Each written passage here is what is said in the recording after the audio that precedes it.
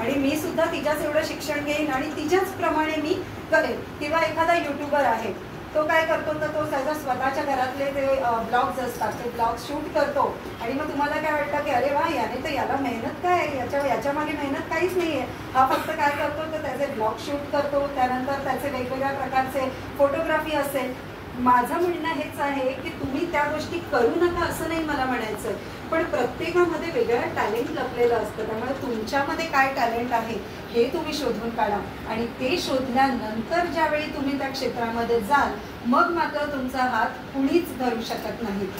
त्या शब्दांच्या रोकटोकीमुळे मला कळलं की नाही, आपण शब्द इथे इथे असे असे चांगले उच्चारले गेले पाहिजेत आणि मी ते उच्चारताना हळूहळू मी त्याची प्रॅक्टिस करायला लागली। प्रॅक्टिस करीत असताना मला बोलायची सवय लागली। बोलत असताना ज्या वेळेला मी समोर उभं राहायची त्यावेळेला मग मी झी मराठीचे बघा, पूर्वी आता तरी अवॉर्ड फंक्शन खूप असतात, पूर्वी अगदी लिमिटेड अवॉर्ड फंक्शन्स असायचे आणि त्यावेळेला काय असायचं की एक चांगलं अगदी सुसंस्कृत अँकर कुणीतरी एक मुलगी असायची आणि मी ती छान पद्धतीने सगळ्या गोष्टी सांगायची। अगदी सह्याद्रीच्या बातम्या, जर तुम्ही आत्ताही सह्याद्रीच्या बातम्या असतात जर तुम्ही बघितल्या तर त्या बातम्या मी बघायला सुरुवात केली की त्यांचे उच्चार कसे असतात आणि माझे उच्चार का असे येत नाही, माझं न आणि न यामध्ये गल्लत का होते, या सगळ्या गोष्टींची अभ्यास, या सगळ्या गोष्टींचा अभ्यास मी स्वतःहून केला। करायला आवडतात मला, वेगवेगळ्या लोकांना भेटायला आवडतं, मला त्यांच्याशी बोलायला आवडतं आणि हे सगळं करण्यासाठी मी काय करते, वेगवेगळे कार्यक्रम, जसं मी आता मगाशी म्हणाली की रवींद्र चव्हाण यांचं ती जी प्रतिष्ठान आहे, सो संकल्प प्रतिष्ठानचे प्रत्येक कार्यक्रम हे